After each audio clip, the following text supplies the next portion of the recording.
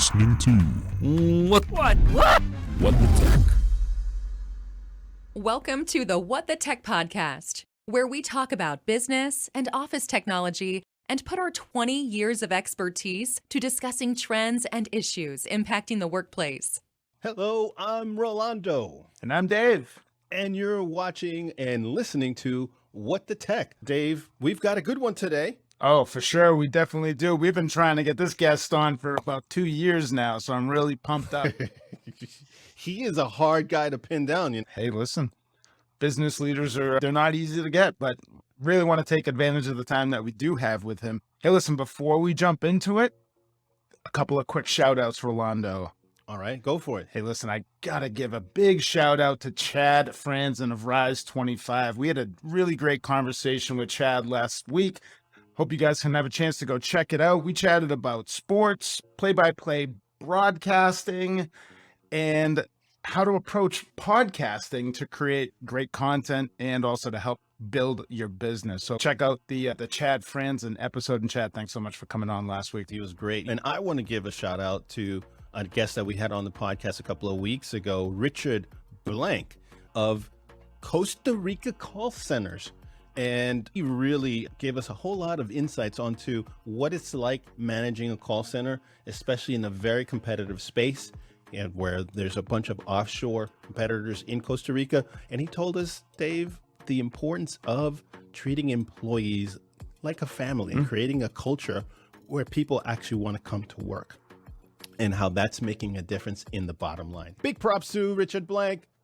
Love you coming on our show. Much props. Check out that episode as well. Hey, where's that episode? Where are these episodes residing, Rolando? And thanks for reminding me, Dave, because all these wonderful episodes are available on circuitloops.com, where you will get all the updates on the podcast as well as past episodes. So you check that out on circuitloops.com. And speaking of Circuit Loops, they are today's sponsor. You know what? You may be paying for slow, outdated business internet, but you need to stop doing that. It's the lifeblood of your business, and because seconds matter, nobody has time to wait. Hey, Chad, imagine this. Imagine this.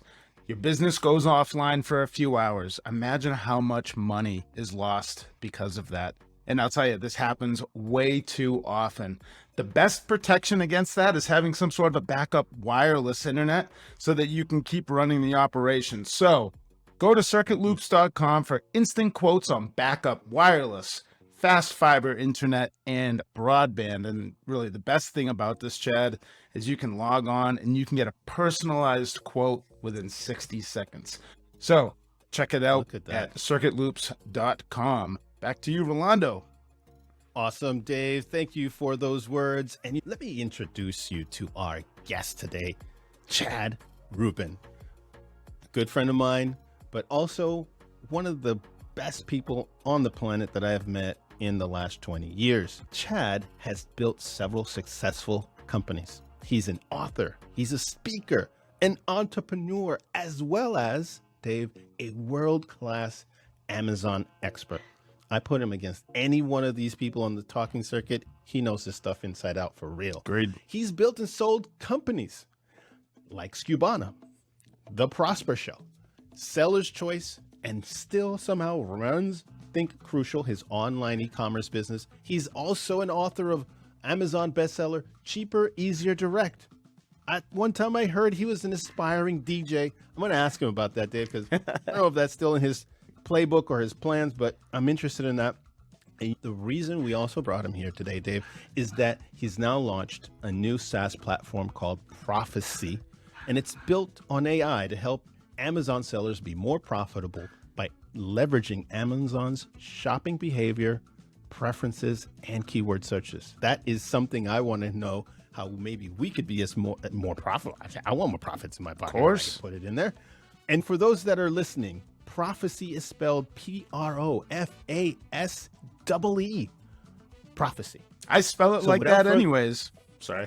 That's how you do it. All right. So without further ado, let's welcome to the What the Tech podcast, Chad Rubin. Thank you so much. I'm excited to be here. What an intro. Awesome. Hey, Chad, we are so glad to have you. Let me give you a proper introduction with that. Yeah. All right. Thank you for coming on. Chad, I brought you here for a bunch of questions that I wanted to ask you, but I want to jump right into tech because this whole show is about tech. So I want to ask you, what tech are you geeking out on right now? That's a great question. So after selling Skubana, we were using a lot of different softwares. And when you're starting over from scratch, you start scratching your head and thinking, how do I want to do things differently? And so we made a transition from a lot of these like old school, what I call like maybe web 1.0 technologies to web 1.1 technologies in the software world that are more nimble, more agile, less bloated.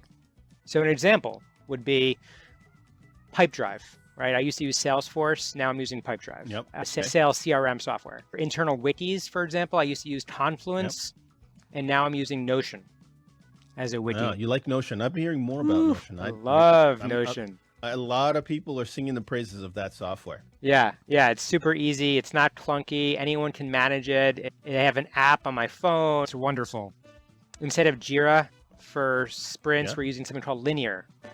So Linear. I'm like moving in a direction where I'm like anti-bloated tech and more into agile, easy, fast-paced technology that's going to accelerate my momentum in my new business.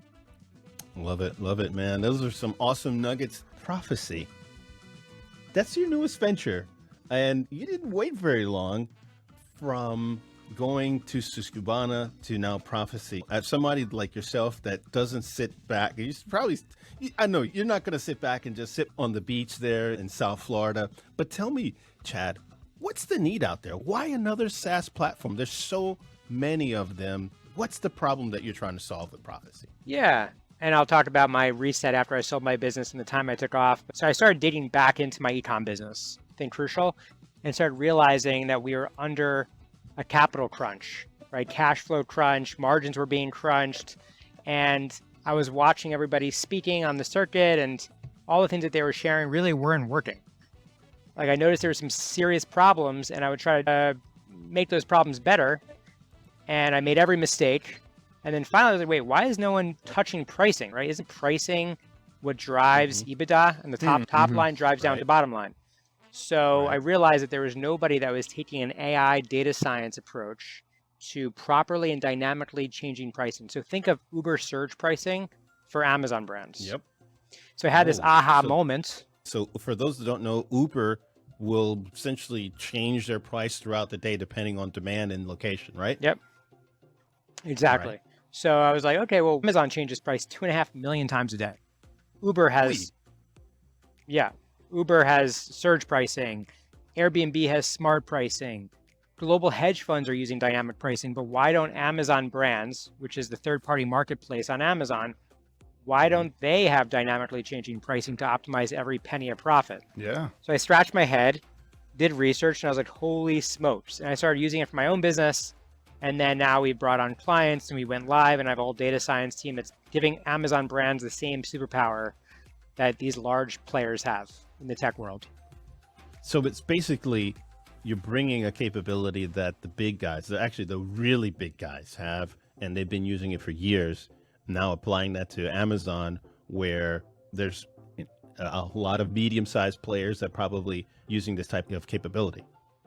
Yeah, I think that just pricing shouldn't be static, right? It should be dynamic, especially in a fast-driven marketplace like Amazon. And so there's just a lot of room to optimize for profitability at different times of the day. Now, let me ask you this, because there are going to be a lot of folks that are listening to this and some that are watching this. They're saying, Chad, I already have a repricer. What are you talking about? This just sounds like more the same. Just put in a rule, if that, and then this. What's the difference here between what you're offering? I know you touched on AI a little bit. And you're saying that you're also taking in patterns and searches. So it sounds like you've got something built in with keywords and what people are searching at the same time, marrying that with price. Did I get that right or wrong? Or No, you got it right. A few things. On macro level, the word repricer has been around for a long time, but those repricers lived and died by something called the buy box on Amazon. They were really meant for resellers competing to win the buy box in a listing. Okay. Yeah. And I believe the world has changed. In fact, now I think roughly 70-80% of Amazon's marketplace is actually private label brands. So they don't live and die by the buy box. They live and die by the search engine ranking page on Amazon. Okay. And so if you're ranked 1, 2, 3, or on the first page of Amazon, how do you know that you're priced optimally? How do you know that you're not leaving money on the table? And so on top of that, there's so many different factors that are about pricing on Amazon that come in that you can't just use simple human logic. If this, then this. So we're pulling in seasonality, holidays, inflation on a micro level, the competitive landscape, your keywords that you're ranking for, your competitors' keywords that they're ranking for, their price, their BSR, all the Amazon characteristics. Anyway, a boatload of stuff we pull in to pinpoint the perfect price at every specific moment. And it's not a simple if-then statement. Wow. So this sounds like it's just some of that next level stuff, because we use a repricer and I know it doesn't do that. And it's one of the ones, I won't say who it is, but this sounds way beyond just simple if-then statements and rules about the buy box. Totally. It is. There's nothing out there that exists, right? In my opinion, riches are in the niches. So it's a subset of a market, but it's a beautiful space that nobody's been able to tackle because it's such a delicious problem. It's hard. It can't be simple, right? Yeah. Otherwise, other of these repricers would be doing it, no? Like I tell my son, I say, Rubins do hard things. Well, listen, we would have loved to have something like Profasee at the beginning of the pandemic on Amazon, because so many buyers were just heavy on Amazon looking for products. We do private label. That would have been an interesting tool. We probably could have made some extra money if we were working with your solution at that time. Every passing moment is a chance to turn it all around. You still can come on Profasee. I'm down. I'm definitely going to be looking at that, because you know what? The truth is, Amazon is complex, right? And it is not what it was before the pandemic. It's not what it was 5 years before the pandemic. It's certainly not what it was 10 years ago, where you could literally throw up a listing and magically you would start getting sales just by 1 or 2 images, just whatever title, bullets, maybe a haphazard attempt at keywords. It is totally not that way. As a matter of fact, I saw a post in the Facebook group that I belong to just recently where it said that this person did all of these things, checked them all off, and they still saw a decline in sales. None of them include anything about what you just talked about, intelligent repricing, but you could still do a lot of the things and still see sales go down, because there's still a bunch of areas that you gotta master on Amazon in order to keep growing and staying sustainably on that platform. And where you can squeeze more profits, which is the #1 killer to a lot of companies on Amazon, is margin, seems to preserve some of those margins. I think that came up for me when you shared that was like, if you think about Bobby Flay, he writes these cookbooks and he shares his recipes with the world. And he does that because he knows that nobody can make a better burger than he can, right? Even though he's sharing his burger recipes, like there's a science to it, but there's also an art. And it's the same thing on Amazon. Same thing when you're producing an amazing podcast like this, right? It's the same thing when you're producing the best price. Indeed. I want to step back a little bit, roll it back. I know we talk heavy on the Profasee stuff. I want to roll it back a little bit about your road to Profasee. You know, I definitely want to learn more about Profasee, but you've managed and you've built and created and sold successful companies. And we're interested to know about the emotions that you have. And then when do you realize that it's time to let that company go? So like the last company that you sold was Skubana. How do you emotionally detach yourself from that? What was that like to you? I think it's incredibly hard to start something, to operate it, and then to eventually sell it. Right? We're talking about a very small percentage of the population ever make it to that point. And I built a lot of my life around working with these same people. A lot of the people who started Skubana ended at Skubana with me. And it's terrific, but also when we went through the sale process at the end, those people stayed on and I departed thereafter. There's a lot of emotions for me, right? A lot of my heart and love and soul went into building this company, and suddenly it was no longer there.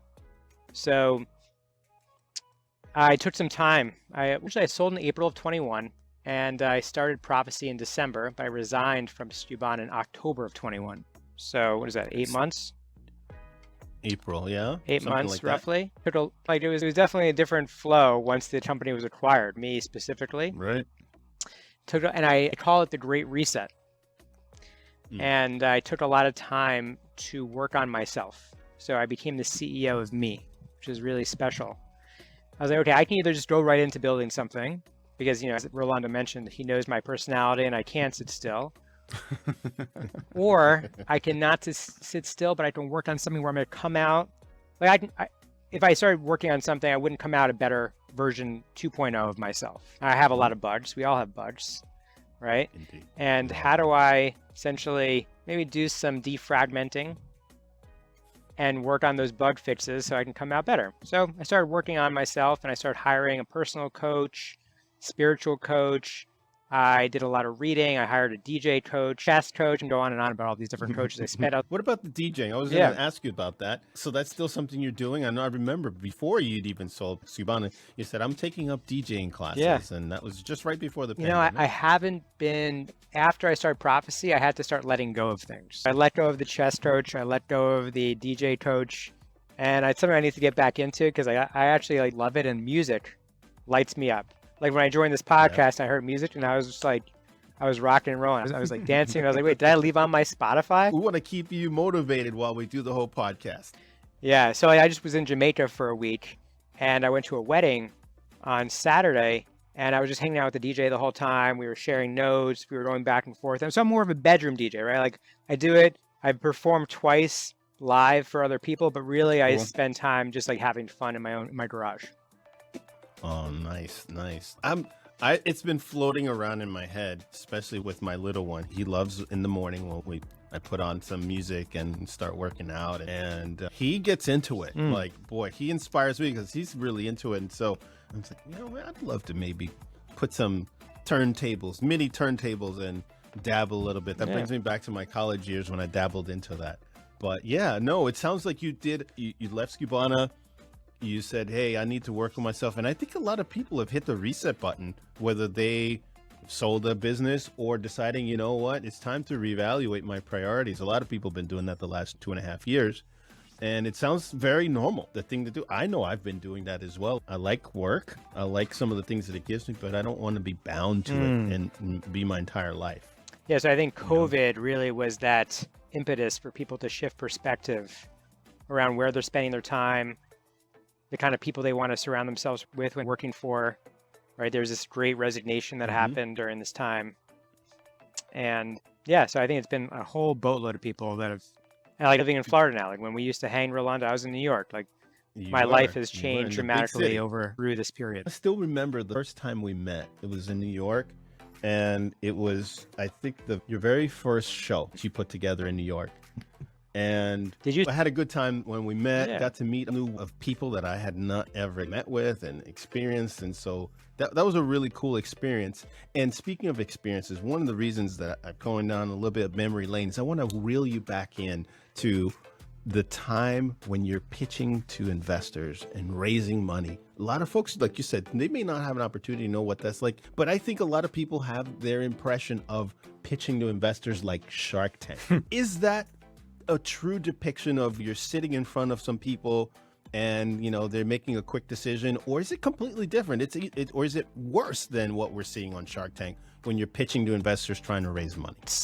It's probably a little less dramatic, but there's definitely been some pitches that I've been in with investors that were like Shark Tank. In fact, I vividly remember, again, and I think it's a great question, by the way. I was in an investor meeting. I'm not going to say his name. He's a prominent investor in New York. And I'm pitching him, and he just stopped me, and he said, how are you going to make me rich? And I was like, wow, that is an amazing question. And now, and I kind of lead with that now, especially if I'm looking at making investments or put together a deck for Profasee. We raised $2.3 million in December. Yeah. So I just think it's a great question. So to answer your question directly, it's like, yes, there are examples I have in my head that relate very much so to Shark Tank. Is it that cutthroat? You said something, what Kevin O'Leary says on Shark Tank. I love money. And what are you going to do to make me money? So he puts it out there like that, just that clear cut. But I want to know how my money's coming back to me. But that's his style, right? If you look at Lori, for example, or Robert, I think they're Robert being Canadian. He's got like a softer side to him. He's very understanding. He's very empathetic, and he'll say, "Hey, I think you should keep going, or this is just not for me." Yep. Whereas Kevin will be like, "Hey, you're gonna die.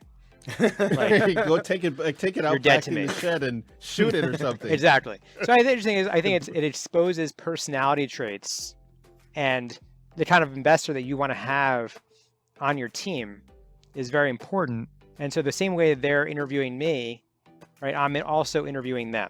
Yeah, of course. Mm. So you walk away from, because there are people on Shark Tank that also walk away and say, I don't like that offer. Really, it's going to do too much in my company, or I don't like a royalty, or I don't envision going into retail. I want to stay B2B, or whatever the case.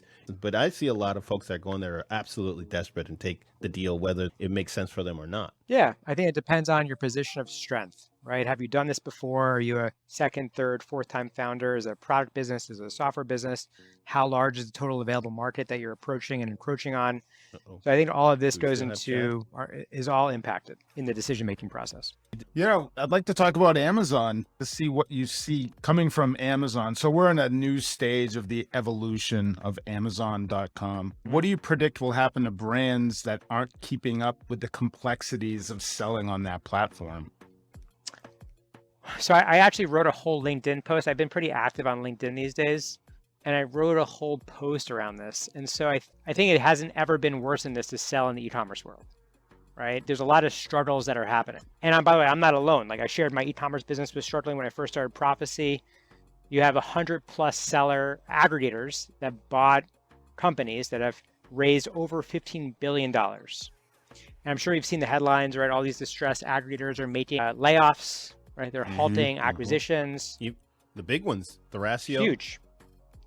And a lot of it is because of rising labor costs, supply chain costs, PPC inflation, sourcing inflation, raw material inflation, fulfillment inflation, I mean, you name it. Everything's just getting more and more expensive, right? And Dave, I think you mentioned people are spending less time. Like during the pandemic, everyone was going on Amazon, and there's been a little bit of a halting of a shift of spend back to retail and mortar stores. And so, like, is everyone going to survive? No. But I think many will if they play their cards right. And I believe that the wave of the future on Amazon, because it's gotten so complex, is that brands need to hop on the algorithm bandwagon, so to speak. And what that means, the rise of the algorithm for brands, is there's a shift of turning data into decisions that'll take your business to new heights. And these brands are going to need to focus on AI from an inventory perspective, from an advertising perspective, and from a pricing perspective to meet EBITDA profit forecasts. And you think that also applies for those sellers that are starting on the platform? Because, what you're saying, some folks are going to get, and I'm like, okay, I get that. And those are going to be some of the more savvy Amazon players. But what about those folks that are new to the platform? And I think I may have mentioned this to you. I think that years ago, I liken Amazon to Google. Years ago, if you're a business owner or even a media manager, you could manage Google yourself. That's not the case anymore. You have to be a specialist that completely understands how Google works, Google Analytics, and how to execute with the information that's on there. It's extremely complex, not what it used to be. Amazon's moving in that direction. Amazon has hired a lot of ex-Googlers, put them in positions for the analytics team, algorithm teams, and Amazon is heading in that direction where it's going to be even more complex. How does the average brand stay current, stay viable with things do they need to build out a team? Obviously, you talked about a tool like you have, like Profasee. It's competitive. It's cutthroat. Amazon support, there's no secret out there. I'm sorry to say this, Amazon, the seller support is not up to par. All of these things that on a daily day, I think you told me, I like not having to put out fires when you left Skubana. And that stuck with me. That's something, if you are deep in Amazon and you're successful, you're still experiencing fires almost on a regular basis. Yep. Just because that's the territory.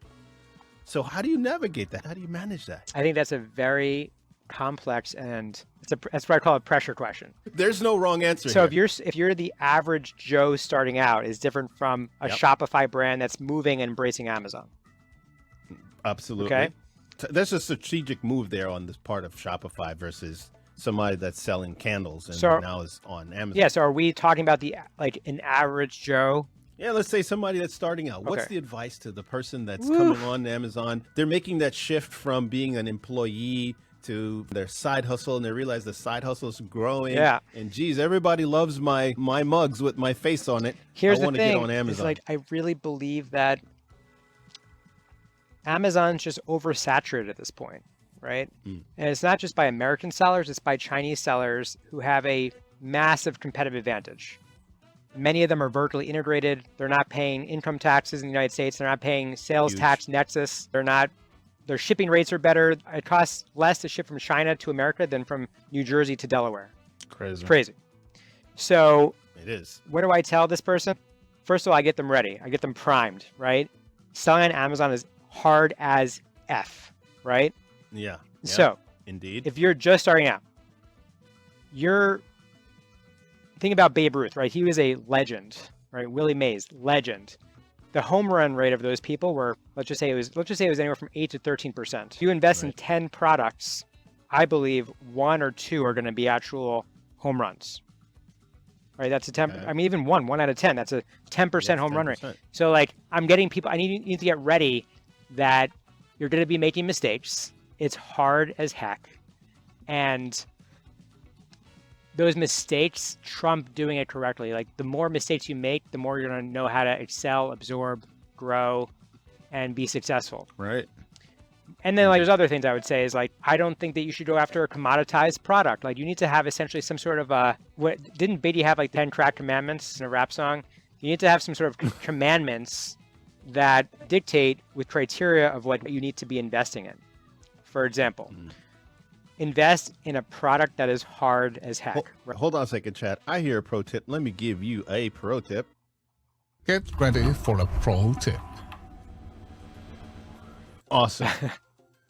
The knowledge, Mr. Chad Rubin.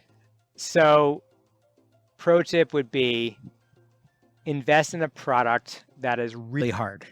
The harder the product, the better. It means that you're going to have less competitors, less copycats, less counterfeits, right? So doing that research up front and figuring out the criteria that's necessary to build a home run product is that much more important than pay you dividends in the long term. I see.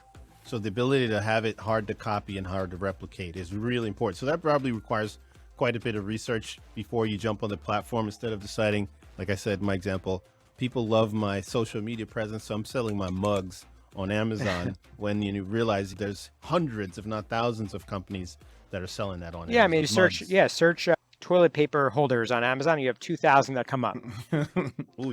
It's crazy. So, and by the way, it's not just more research, right? It's more capital. Right. Because you need to have the moat. The moat needs to happen in the inception and the genesis of your product creation.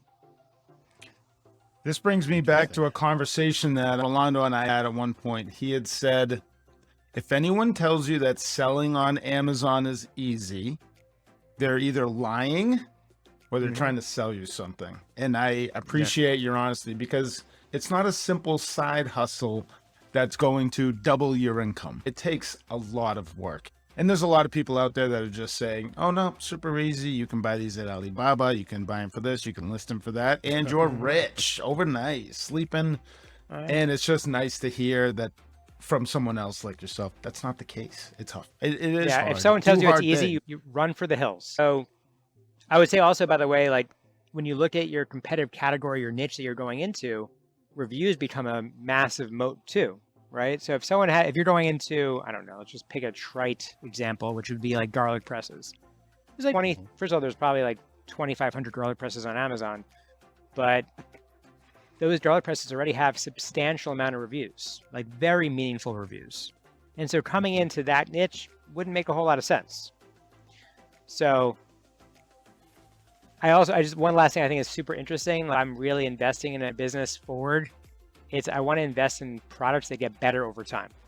So if we just look, if we think about Profasee as an example, because we're AI driven, the more time you're using our platform, the AI learns. It's just like Facebook, right? You go on Facebook, you like something, you comment, you dwell on a video, it's learning, it's consuming, and it's serving you more content to achieve the outcome that they want, which is more dopamine that they're hitting as you spend time on the platform. So if you think about it as a product, think about something like Nest, right? Nest gets better over time. It knows when you come in your house, when you leave, right? What's the optimal temperature that you sleep in, and it improves over time. So, and by the way, these are hard challenges. These aren't like easy things to figure out and just go on Alibaba and buy something on China. Like these are really thoughtful products that are taking this to the next level. And those are the ones that end up being breakthroughs and creating that moat that you talked about. And it takes some time in order to develop those things. And sometimes it starts from an idea like you did with about, well, what would make sense on Amazon? What would be some next level stuff and some real thinking about it? I was thinking about where I'm at today and how I got here. And I really attribute a good portion of that to your counsel, your advice to me years ago. You took me under your wing. You helped impart some of that next level information into my head. Obviously, we were in two completely different categories, but I could take a lot of those learning lessons and apply those on Amazon. So much so that my first year, and I say this a lot to people, my first year on Amazon, we only sold $10,000 on year number one. Nothing. That's nothing. Like literally just burned money that year. But then after you imparted a lot of that wisdom and knowledge, I was able to accelerate what we do and fast forward. So one of the things, first of all, deeply grateful for your counsel and your advice. So that's one thing I want to publicly say that. And by the way, you made my day, by the way. It's very generous and kind of you, and I'm really happy that I've helped elevate your game and made an impact on you. Absolutely. Absolutely. So thank you. I want to thank you for that.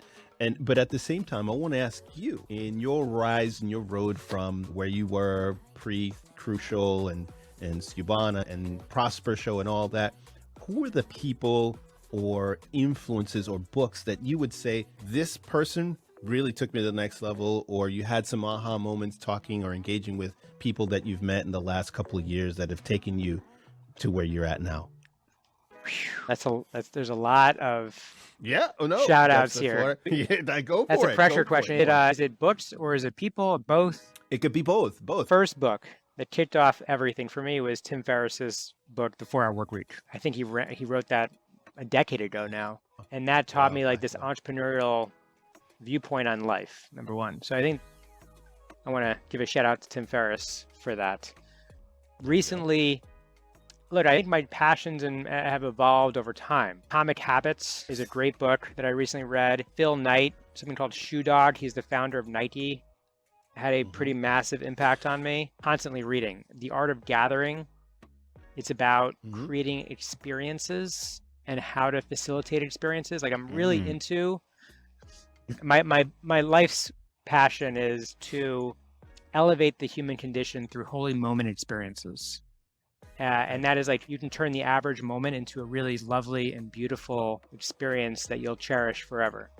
And so I think that was a great book that's had an impact on me. So and there's like many people out there, right? I've been part of the journey, and those people are just a part of the tapestry to get me to the point today, right? Weaving that's created where I am today. I mean, there's so many people out there that I can shout and probably put it into the you can shout out anywhere. Like right now, I think of when you're saying that, you know who popped in my head? There's two people. It's even before I started being an entrepreneur, they actually laid the groundwork. Both of my coaches, one, my high school football coach and my college coach, both of them, one of them said, you're more than a football player. You're a citizen, you're a person, you're a student, you're a scholar, and you have to comport yourself like that instead of just seeing yourself from the lens of a football player. The other one said in high school, really, you have to, words matter. What comes out of your mouth matters. People will judge you by what is coming out of your mouth. And those two things really laid the groundwork early on in my career. And then obviously there was a bunch of people that came in after that and helped shape some of that. John Machin, who was my first mentor at Philip Morris, really helped me. He gave me the push. He said, you could be CEO here if you want. You stay around long enough, you could be the CEO. I was like, what?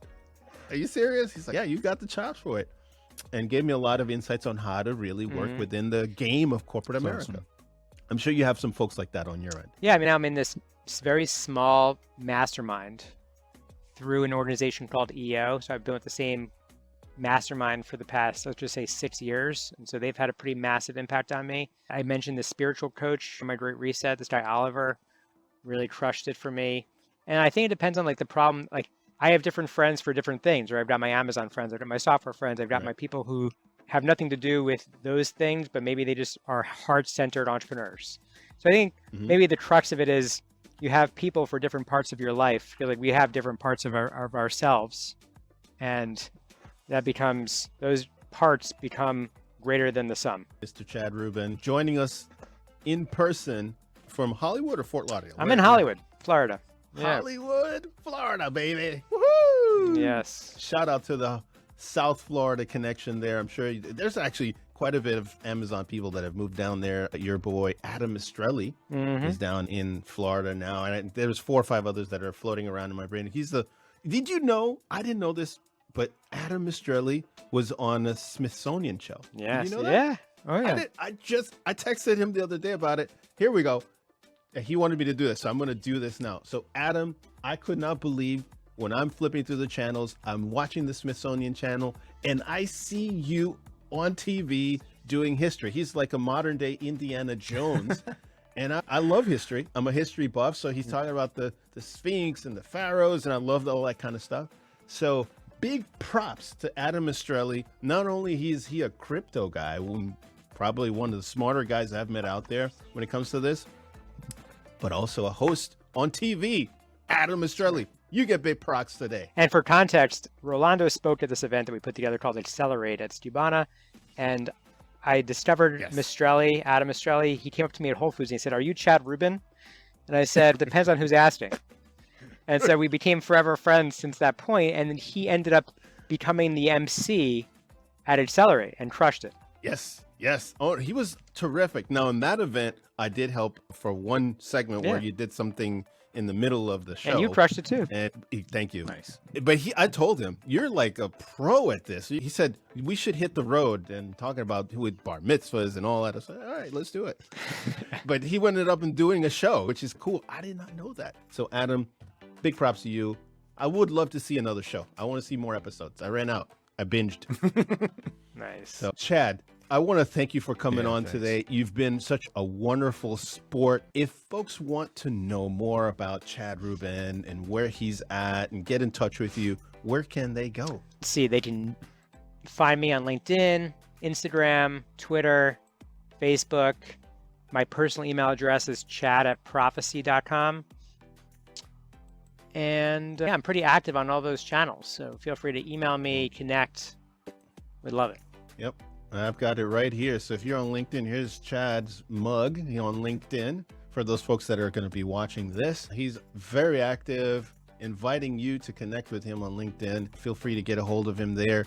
And for those folks that have been listening to this all the way to the end, we really have and enjoyed Chad's conversation today talking about entrepreneurship. Dave, they will really enjoy that episode with Vern Harnish, and it'd be a shame if they did not listen to what he had to say about scaling up a company and elevating the entrepreneur game as well. If you want to check out that episode, it's available on circuitloops.com, as well as the entire episode with Vern Harnish. I just implemented Vern's L10 meeting internally. Oh yeah? Yeah. He's the man. He is the man, and he had a lot of cool things to say. So yeah, Chad. I don't know. Chad and Vern, there's a lot of similarities, right, Dave? We've interviewed them both. Yeah, I'd say so. Yeah, they're both hardworking, smart individuals. They find, I had a guy we did business with years ago from Israel. He says, you got to find how to dance between the raindrops. Both of them know how to do that. Dance in between the raindrops. So, Chad, thank you very much for coming on today. I really appreciate you dropping knowledge on What the Tech today, and we will see you the next time. Thanks, Chad. Thank you. Thanks for listening to What the Tech. Be sure to check out our other episodes featuring awesome tech and amazing guests.